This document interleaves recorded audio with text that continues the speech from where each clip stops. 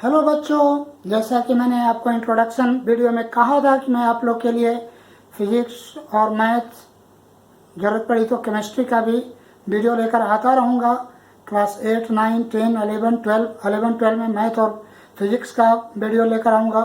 साथ में मैं आप लोग को बैंकिंग और रेलवे, एसएससी, इन सब का भी मैथ के लिए वीडियो लेकर आता रहूँगा और कुछ इंपॉर्टेंट इन्फॉर्मेशन भी आप लोग के लिए लाता रहूँगा जो ज़रूरी होगा एजुकेशन से रिलेटेड।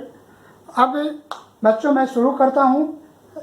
ऐसे तो साइंस में कोई स्पेसिफिक चैप्टर नहीं है, लेकिन मैं आप लोग के लिए फिजिक्स का 9 क्लास का फिजिक्स का पहला चैप्टर मोशन इन 1 डायमेंशन शुरू करता हूँ। सबसे पहले मैं इसमें आपको शुरू करूँगा कि फिजिक्स क्या होता है, पहले हमें यही जानना है। और यह वीडियो सीबीएसई, आईसीएसई और स्टेट बोर्ड सभी के बच्चों के लिए महत्वपूर्ण होता है। बच्चे, एक बात मैं वीडियो के शुरू में यह स्पष्ट कर देना चाहता हूँ कि फिजिक्स बहुत भारी सब्जेक्ट नहीं है। इसको अगर आप अपनी मदर लैंग्वेज में समझने का प्रयास करेंगे तो बिल्कुल इजी सब्जेक्ट है, आपको बिल्कुल अंडरस्टैंडिंग होगी। और बहुत बड़े बड़े साइंटिस्ट अपने मदर लैंग्वेज में पढ़कर बने हैं। सो इंग्लिश मीडियम में पढ़ना ये कोई बहुत ज़्यादा जरूरी इंपॉर्टेंस नहीं है। That is the medium of communication, it is only so much importance. So हम शुरू करते हैं फिजिक्स। तो फिजिक्स में सबसे पहले बच्चे मैं एक यहाँ बताने की कोशिश करूँगा कि फिजिक्स क्या है, व्हाट इज द फिजिक्स। तो इसमें 2 डिफिनीशन मैं लेकर आया हूँ। पहला डिफिनीशन है कि physics is the science of measurement, यानी फिजिक्स मेजरमेंट का साइंस है। जिन चीज़ों का मेजरमेंट हम कर सकते हैं हम उन्हें फिजिक्स में लिखते हैं, और जिन चीज़ों का मेजरमेंट हम नहीं कर सकते हम उन्हें फिजिक्स में नहीं लिखते हैं, फिजिक्स में उनको नहीं पढ़ते हैं।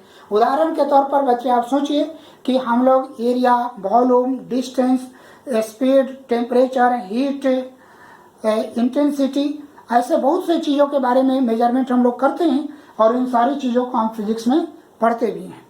इसलिए फिजिक्स में वही चीज़ पढ़ेंगे जिसका मेजरमेंट होता है, और फिजिक्स मेजरमेंट का साइंस है, क्योंकि बिना मेजर किए हुए कोई चीज़ फिजिक्स में हम नहीं लाते हैं।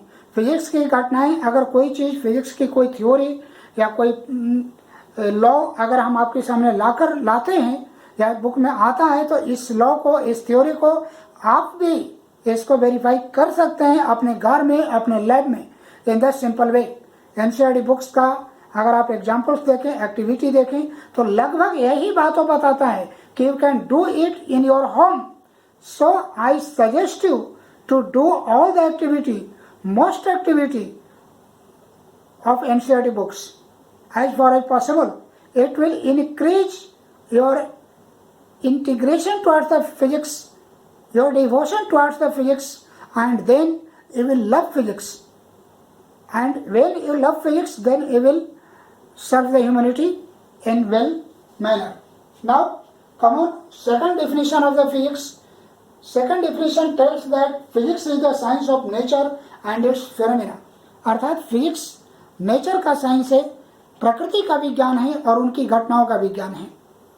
प्रकृति में हम लोग बहुत सी घटनाओं के बारे में पढ़ते हैं, बहुत सी घटनाओं को हम लोग देखते हैं। जैसे बच्चे, उदाहरण के तौर पर मैं 2 उदाहरण यहाँ देना चाहूँगा। जैसे अर्थ, सबसे पहले मैं देख लेता हूँ रेनफॉल, यानी हमारे यहाँ मानसून, भारत में मानसून एक नेचुरल फिनोमेना है। मानसून के प्रभावित करने वाले, अफेक्ट करने वाले जितने भी फैक्टर्स हैं, अगर उन सब के बारे में हम अध्ययन कर लें, तो इस एक नियम बना ले, एक रूल बना ले, तो इसका मतलब ये हुआ कि भविष्य में कब बारिश होगी हम इसके बारे में प्रेडिक्ट कर सकते हैं, पूर्वानुमान लगा सकते हैं। हम फिजिक्स में एक नेचुरल फिनोमेना को अध्ययन करते हैं, कोई नई नेचुरल फिनोमेना हम लेकर नहीं आते हैं। नेचर में जो होता है हम उसी का अध्ययन करते हैं, कोई नई चीज़ हम लोग लेकर नहीं आते। इसलिए ये बात हमेशा ध्यान में रखें कि नेचुरल घटनाओं को हम लोग अध्ययन करते हैं, उसके लिए नियम बनाते हैं। नियम बनाते हैं यानी किस नियम पर वो चल रहे हैं हम उनका अध्ययन करते हैं, समझने का प्रयास करते हैं। हम नियम भी नहीं बनाते, हम कोई घटना को लेकर नहीं आ सकते हैं। अब हमने भारत में देखा है कि जब से कल्पना 1 सैटेलाइट भारत सरकार ने छोड़ा है, तब से मौसम पूर्वानुमान के बारे में बहुत हद तक प्रेडिक्शन हो जाता है। यानी हमें बता दिया जाता है कि अगले मानसून या अगली बारिश कब होगी, कहाँ होगी, लगभग कितनी होगी, और वो सारी घटनाएं लगभग सत्य होती है, ट्रू होती है। But in some cases you will see that when the prediction of the rainfall is declared, then there is no rainfall. This means, इसका मतलब ये हुआ कि there is something, there are some factors on which rainfall is depending. We have not observed till now.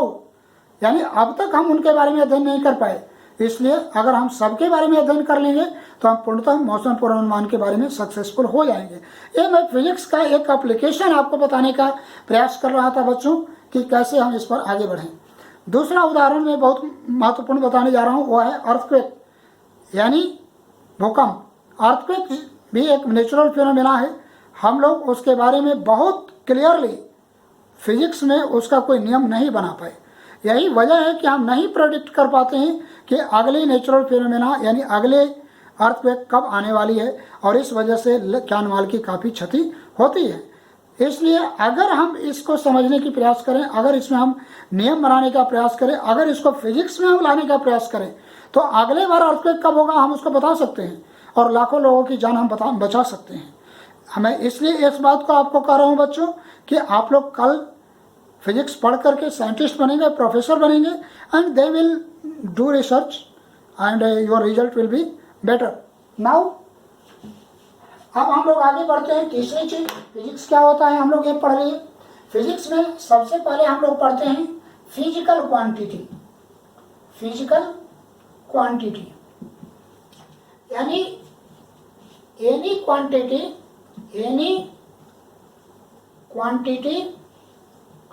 which can be measured is called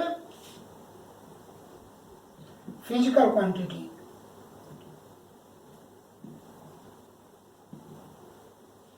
यानी बच्चे हम वही बात पर फिर आगे जहाँ फिजिक्स से शुरू किए थे, यानी फिजिक्स में शुरुआत हम लोग फिजिकल क्वांटिटी से करते हैं। वो क्वांटिटी जिसका मेजरमेंट हम लोग कर सकते हैं उसको फिजिकल क्वांटिटी कहते हैं, और जिनका मेजरमेंट हम लोग नहीं कर सकते वो फिजिकल क्वांटिटी नहीं कहे जा सकते हैं। और फिजिक्स में हम सिर्फ फिजिकल क्वांटिटी के बारे में पढ़ते हैं, किसी और क्वांटिटी के बारे में नहीं पढ़ते हैं। जैसा कि मैंने पहले ही बताया कि area, volume, speed, acceleration, force, torque, momentum, work, power, energy, light से भी मैग्नेट, लाइट, ये सारी चीज़ें हम लोग इसमें पढ़ेंगे, चूँकि उन सबका मेजरमेंट हम लोग करते हैं। जब भी बच्चे आप लोग पढ़ने बैठे तो कॉपी और कलम लेकर बैठें और पॉज करके और अपना नोट्स बनाते रहें। कोई आपको परेशानी नहीं होगी। जो मैं पढ़ा रहा हूँ ये आपका नोट्स 100% काम आएगा और आपको पूरा मार्क्स मिलेगा, ये मेरा गारंटी है। अब बच्चे हम लोग अगली बात आते हैं। अगला हम लोग को पढ़ना है टाइप्स ऑफ फिजिकल क्वांटिटी।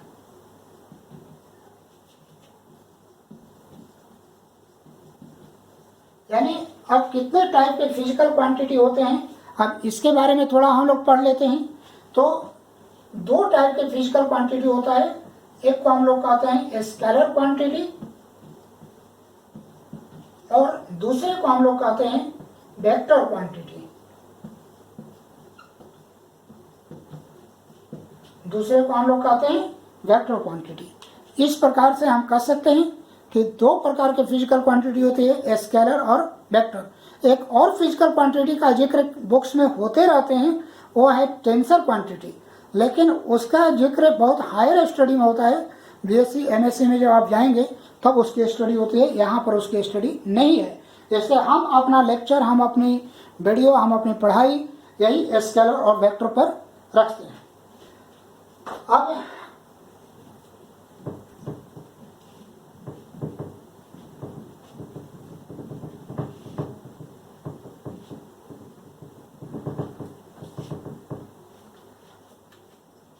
सबसे पहला टॉपिक अब हमारा होगा स्केलर क्वांटिटी। स्केलर क्वांटिटी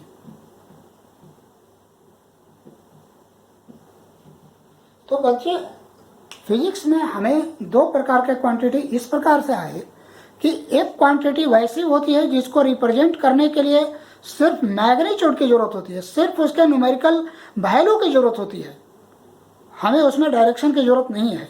तो इस प्रकार के फिजिकल क्वांटिटी जिसमें सिर्फ और सिर्फ उसकी वैल्यू की जरूरत पड़ती है, सिर्फ उसके न्यूमेरिकल वैल्यू यानी मैग्नीट्यूड की जरूरत पड़ती है, वैसे फिजिकल क्वांटिटी को हम लोग स्केलर क्वांटिटी कहते हैं।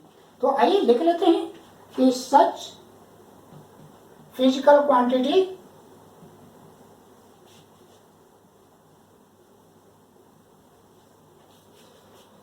which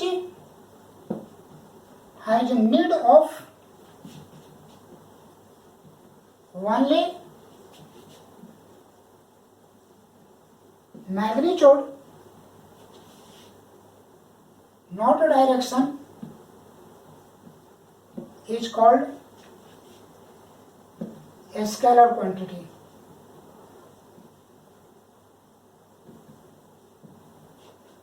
यानी वैसे फिजिकल क्वांटिटी जिसको रिप्रेजेंट करने के लिए सिर्फ मैग्नीट्यूड यानी न्यूमेरिकल वैल्यू की जरूरत होती है, डायरेक्शन की जरूरत नहीं होती है, उसको हम लोग स्केलर क्वांटिटी कहते हैं। एग्जाम्पल के तौर पर बच्चे हम लोग देख लेते हैं, जैसे हमारा है डिस्टेंस, सबसे पहला एग्जाम्पल इसका है डिस्टेंस, दूसरा है आपको स्पीड, उसके बाद हम लोग देखें वर्क, पावर, एनर्जी, उसके बाद हीट, टेम्परेचर और इस प्रकार से बहुत से फिजिकल क्वांटिटी आएंगे।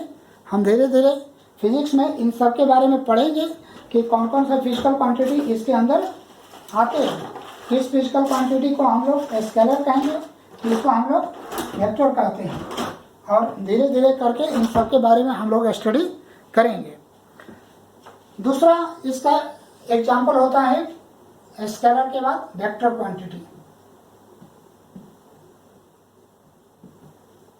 वेक्टर क्वांटिटी तो अभी जैसा कि मैं बता रहा था बच्चों कि एक ऐसी क्वांटिटी है जिसको रिप्रेजेंट करने के लिए सिर्फ मैग्नीट्यूड की जरूरत है, और दूसरा फिजिकल क्वांटिटी जिसको रिप्रेजेंट करने के लिए मैग्नीट्यूड और डायरेक्शन दोनों की जरूरत होती है, उसको हम लोग वेक्टर कहते हैं। तो लिख सकते हैं कि such physical quantity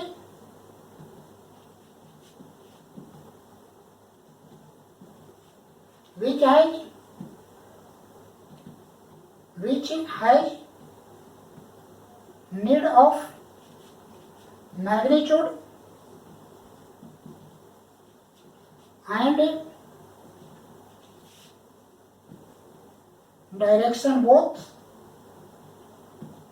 is called vector. Example इसका है displacement,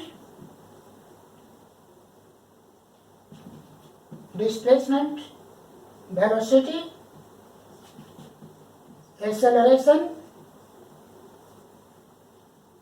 acceleration, momentum, force, torque, etc. ऐसे कई फिजिकल क्वांटिटी हैं, जैसे कि मैंने कहा डिस्प्लेसमेंट है, वेलोसिटी है, एक्सेलरेशन है, मोमेंटम है, फोर्स है, टॉर्क है, बहुत से फिजिकल क्वांटिटी है। तो जिसके रिप्रेजेंट करने के लिए मैग्नीट्यूड के साथ साथ डायरेक्शन की भी जरूरत पड़ेगी।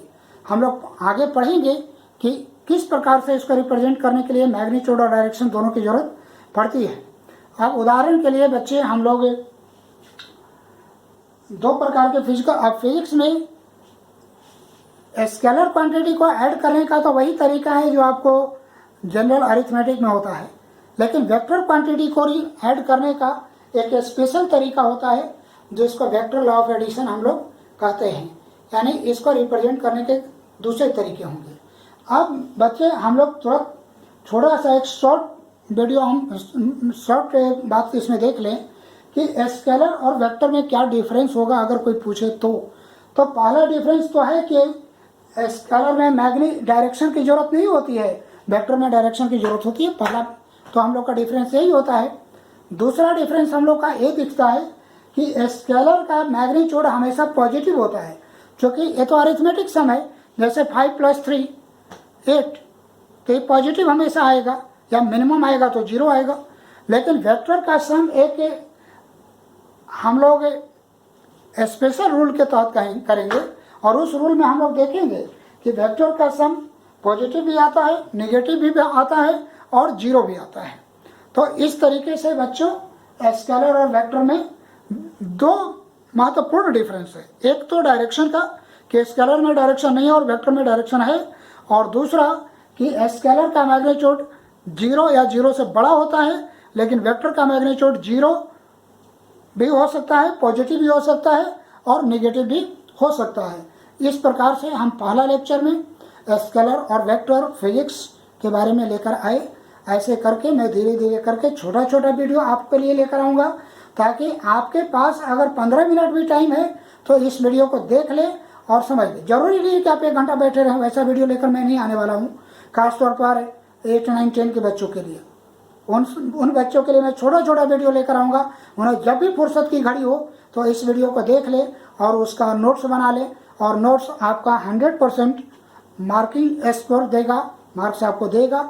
और ये वीडियो हिंदी मीडियम से पढ़ने वाले बच्चे भी देखें और नोट्स बोल कर लिखे। भले ही मैं यहाँ लैंग्वेज इंग्लिश में लिख रहा हूँ, लेकिन सारी बातें मैं हिंदी में भी बोल रहा हूँ, तो पॉज करके वो अपनी बात को लिख सकते हैं। सारी चीज़ें मैं उन्हें बिहार बोर्ड के बच्चे के लिए भी बता रहा हूँ।